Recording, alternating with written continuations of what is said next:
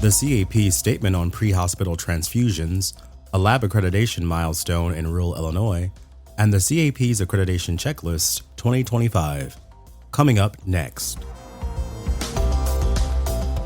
This is the Path News Network Daily Edition, powered by the College of American Pathologists. I'm Stevan Burrell. It's Thursday, December 4th, and here are the latest headlines. Hemorrhage remains the leading cause of preventable death after traumatic injury, yet only 2% of EMS programs carry blood products today. The CAP is urging states to expand the authority of EMS teams so trained personnel can begin transfusions before patients reach the hospital.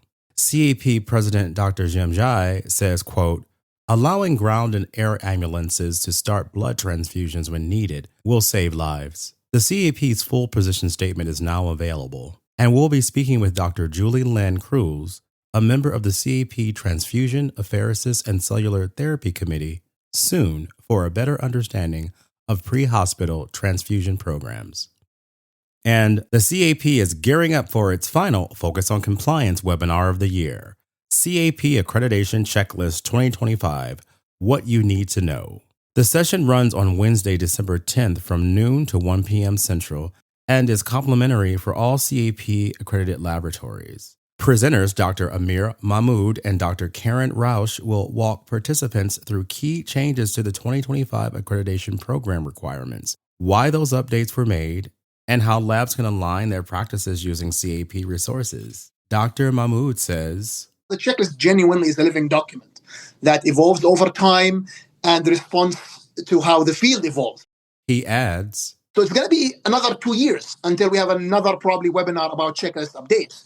And it's a great chance for people to ask questions directly to the entire checklist team. Later in the show, we'll hear directly from Dr. Mahmood for a deeper look at how these checklist updates take shape.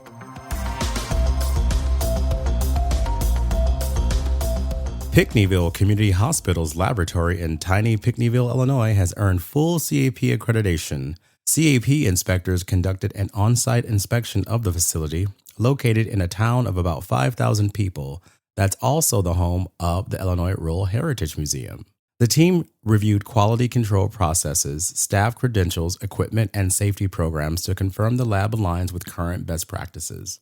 Chief Nurse Executive Ava Hopp says, quote, every day we focus on delivering accurate, reliable results that our patients and providers can trust.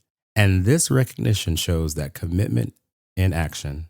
To learn more about Pinckneyville Community Hospital, visit the link in our show notes.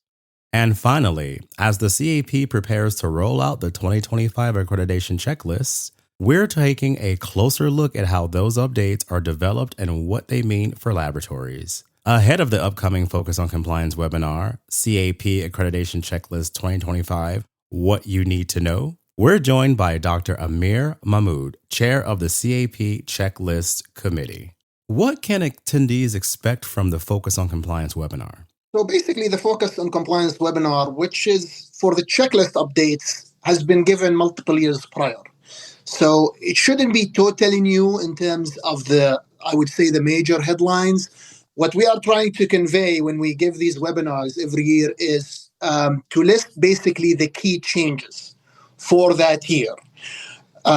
We will not be able to cover everything. So that's clearly not what they should not expect, is that we're going to have like major headlines. So we're going to have sections that will talk about the lab general checklist or common checklist and different discipline-specific checklists. And we are going to highlight some key changes. But in addition to this, we also try to explain the rationale for why these changes has made. And very importantly, we also try to let the audience know about multiple CAP resources that are available to all accredited laboratories. And they are rich. There's genuinely rich resources. I have personally benefited from them a lot. So I do hope that people who will attend this webinar pay special attention to this. They typically come down at the end of the webinar. So your mental energy might not be the highest. Some people might be in stage 4 sleep by then. So I encourage them very strongly to pay attention to that very last segment where these resources are highlighted. What key changes and topics will you highlight in the 2025 requirements? Okay. So the way we're going to approach the webinar is, we divide it into main sections. This year, by the way, marks 60 years of CAP checklist publication. Did you say And 60 years? I'm sorry, 60 years. It's been 60 years. The very first one was in 1965, way before I was born, by the way. And we wanted in this webinar, like we will have a couple of slides that will show the very first checklist, some items from that, and just maybe give a historic perspective so that people can appreciate how the checklist genuinely is a living document that evolves over time and responds to how the field evolves, which has been really rapidly evolving. And in this spirit, we try to pick things that are representative of the main section. So as you know, we have the Lab General checklist, and the Lab General has a big safety section. So we have few safety requirements. For example, we update the requirement for record keeping of formalin and xylene monitoring for like 30 years. It's an OSHA thing. So we highlight these things. And then we have the Lab General that are non-safety. We have a lot of things in there. And one of the biggest requirements that are going to be updated is about digital pathology, which is something that has been evolving recently. The field is moving rapidly for digitalization and stuff. And we had a work group that was very active on this. So we're going to highlight quite a few requirements in this. But again, I want to stress out that we will also point the labs to where to go and look into these changes, because we're not going to be able to go through every single one. And then we're going to go through all common checklist requirement. We highlight certain big changes. Humidity this year, for example, is important. It has been a recent interest for CMS. So we move this into all common checklist. We explain why we highlight that requirement. And then we go into different things into the all discipline specific checklist. Another example, microbiology has undergone a lot of changes and updates this year. So we highlight few requirements that reflects that. How will these updates help laboratories strengthen compliance and improvement efforts? We are always, to be honest, focused on the value. This is always a question whenever there is a checklist discussion, or there is a work group that works with the checklist committee, or there is an input. You always think all the time about the value that this checklist will add in terms of, number one, safety for both patients as well as the laboratory staff themselves, as well as for the quality of care. To give examples of how that play out, so in the Lab General checklist for this year, we introduced a new requirement for risk management.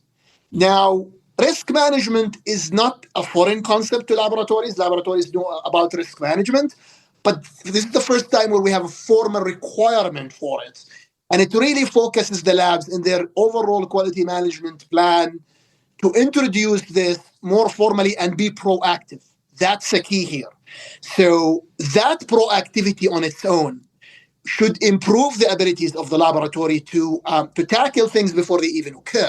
You don't just respond to nonconformities. And that brings tons of value, whether it's in terms of patient safety or in terms of your resources. Because if you are able to prevent nonconformities, I can tell you from my own experience in our lab, you save a lot of effort. That's all we have for today. You can find us on Apple Podcast, Amazon Music, or Spotify. Subscribe on your favorite platform. Look for more news like this in our weekly newsletters published every Tuesday and Thursday. We're back tomorrow at 5 a.m. Eastern with more CAP news. For the Daily Edition, I'm Stevan Burrell. Have a great day.